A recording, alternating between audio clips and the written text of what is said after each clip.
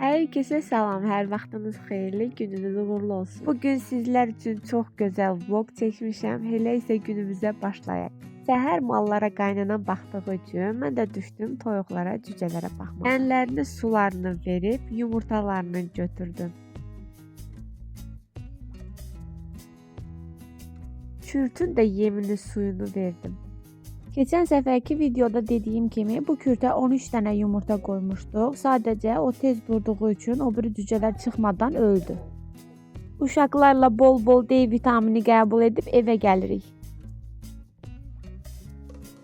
Belə gözəl pendir hazırladım. Əgər belə gözəl pendir hazırlamaq siz də istəyirsinizsə, şərhlərdə yaza bilərsiniz. Gələn səfərki videolarda çəkib göstərə bilərəm. Pendirin uzun müddət qalması üçün onu duzlayırlar. Pendirdən çıxan suya da duz əlavə edib pendiri həmən suda saxlayırlar. Mən 10 litr süddən pendir hazırladım. 1 kilo təmiz pendir çıxardı. Bir balaca kasa maqış alındı. Suyu da atmırıq, saxlayırıq ki, pendiri həmən suda uzun müddət saxlayaq.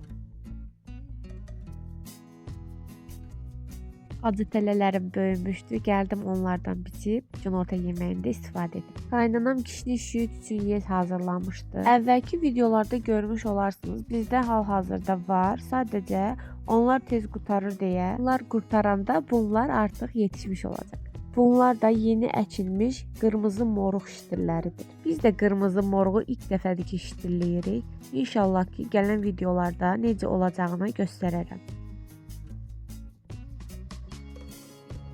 Bağçadan yığdığımız qarışıq göyərtilərlə kətə hazırlayacağıq. Biz buna kətə deyirik, qaynanamgil afar deyir. Sizin bölgələrdə necə adlanır, yorumlarda yazarsınız. Videoda göylərin yanında gicitgən alasını da görmüş olarsınız. Çox adam deyə bilər ki, kətəyə bu alalar tökülür, bu alalar tökülmür. Mənim üçünsə heç bir fərqi yoxdur. Mənim əlimin altında hansı göy varsa onu istifadə edirəm. Mənim üçün standart belə olmalıdır deyə bir qanun yoxdur.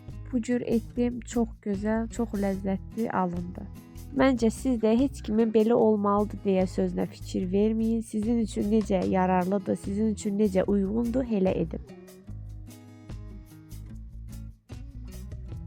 Balaca dostlarım səbirsizliklə gözləyirlər. Qoxusunu duyanda artıq bilirlər ki, onların da payı var. Paylaşmaq həm də bolluq gətirir. Nə qədər çox paylaşsan, sanki o qədər də bərəkət olur. Uzaqdan baxanda elə bir adi bir şeydir, amma içində böyük bir sevgi var. Samavar qaynatmasam olmazdı. Samavarı yuyub içərisinə su doldururam. Odu salıb qaynamağını gözləyirəm.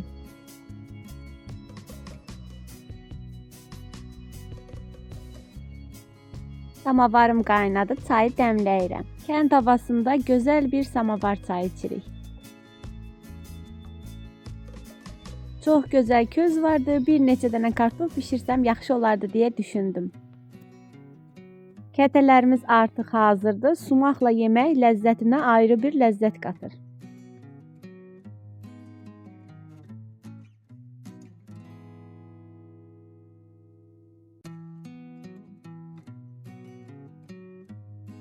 Axşam yeməyi üçün lobyalı qozdan gözəl aş dəmlədik. Üzərinə kərə yağı əlavə edib süfrəyə veririk. Kanalım çox yenidir. Dəstək üçün mənə abunə olmağı, fikrinizi yorumlarda yazmağı, bəyənməyi unutmayın. Gələn görüşlərə dək özünüzə yaxşı baxın.